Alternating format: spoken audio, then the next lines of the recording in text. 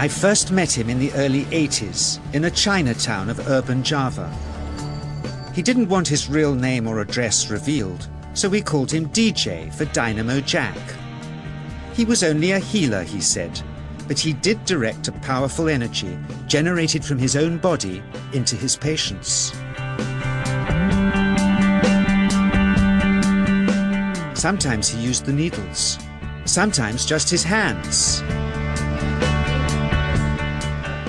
He called the energy Qi, and it was so strong that he usually needed a grounder to hold his patient's feet.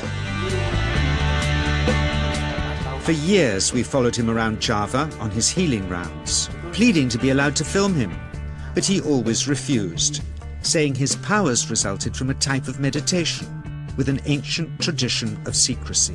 It was only when my brother Lorne was suffering from a serious eye infection that he finally allowed us to film him in 1987.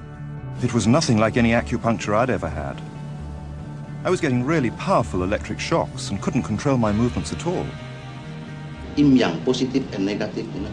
And my positive from here and my negative from here. And we meet together, this can get like electricity. And is this because you're special? You have a special sort of It's meditation every day. It's meditation that does it? Meditation every day. Like you can touch me, like this. It's nothing, okay? It's my burn. Just like this. For our sound recordist, it was also a shocker.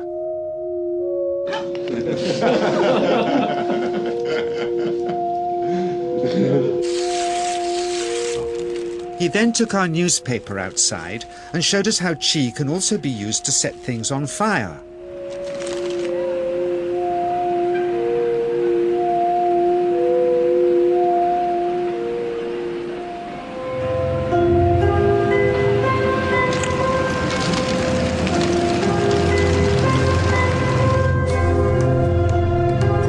When he heard we'd shown this footage in public, he was very upset and refused all our future efforts to contact him again. As the years passed, we sadly resigned ourselves to never seeing him again. My brother Lorne never did, for by 1997 he was already dead when I again found myself with DJ, now treating me for an eye problem. But it wasn't this that brought me back. He had tracked me down out of the blue and invited me to tell me a story. He had just returned from 2 years on a deep meditational journey, alone in the heart of Borneo. Amongst his revelations, he had seen, he said, how history was moving on into great change, and the old wisdom was vanishing. So he'd called me back to film just enough of him to remind us that we all have undreamed of powers sleeping within us, and that there's nothing special about him except for his training in waking them. Grounding this patient, my cameraman Joe is having to use all his weight to keep contact.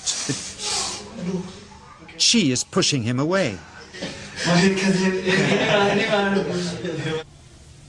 He seems able to control the amplitude of this Qi, like a dimmer switch, and it causes uncontrollable responses in the patients and their grounders. I can barely keep my hand on you. It wants to fly off. The electricity is so strong. This mother unwittingly grounds her child. He won't sit still, so she's asked to hold him and grin and bear it. Sometimes signs of this passing energy can be seen in the transmitter too. This Qi stuff is only the surface, he says, of the real adventure beneath, in the meditational technique.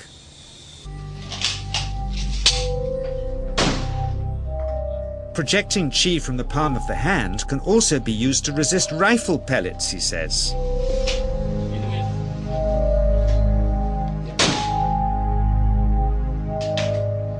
First, you learn to distinguish between yin and yang Qi in your body. Then how to pool it in your navel chakra. Then how to project it, he says.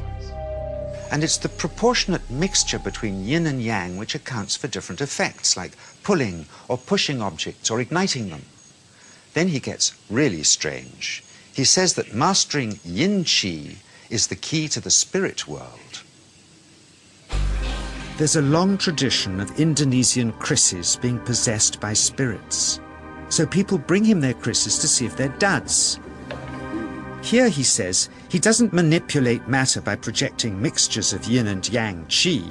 He merely creates a field of yin energy in which, he says, if there's a spirit, it can manifest itself.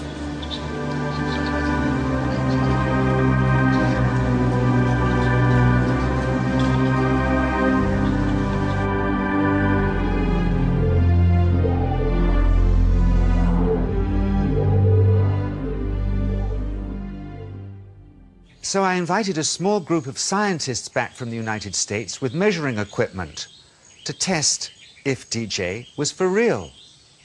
And if so, where might this energy belong on the electromagnetic spectrum? Catherine Cook, CEO of the Mind Science Foundation in Texas. Dr. Roger Nilsson, a Swedish medic and international racing sailor. Dr. Greg Simpson, a physicist from New York's Albert Einstein University, and Andreas Polak, one of DJ's Australian students. The visitors are confident they'll uncover him as a fraud in no time. Greg is the first guinea pig, and he's uncomfortable about showing that he can feel anything at all. Dr. Roger doesn't know what to expect.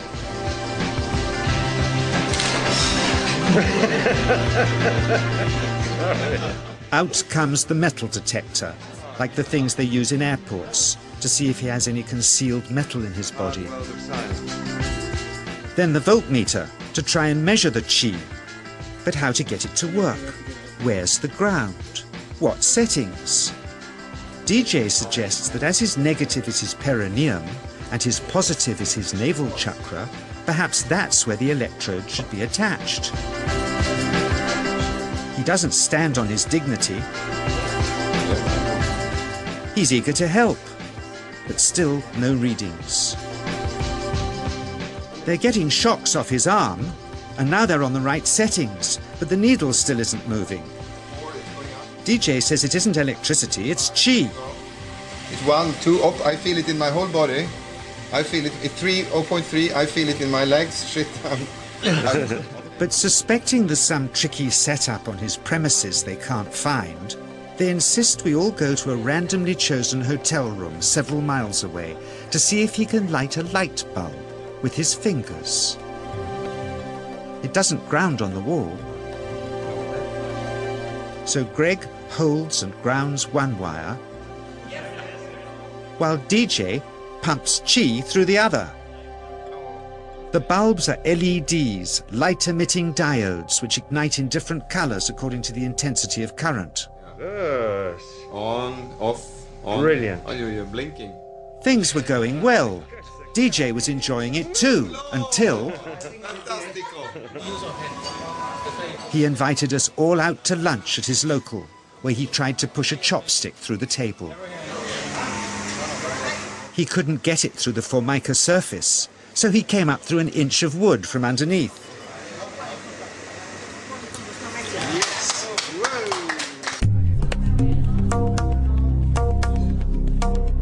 Not only did he draw his own blood, but a chopstick splinter had caught Alison here between the eyes, drawing more.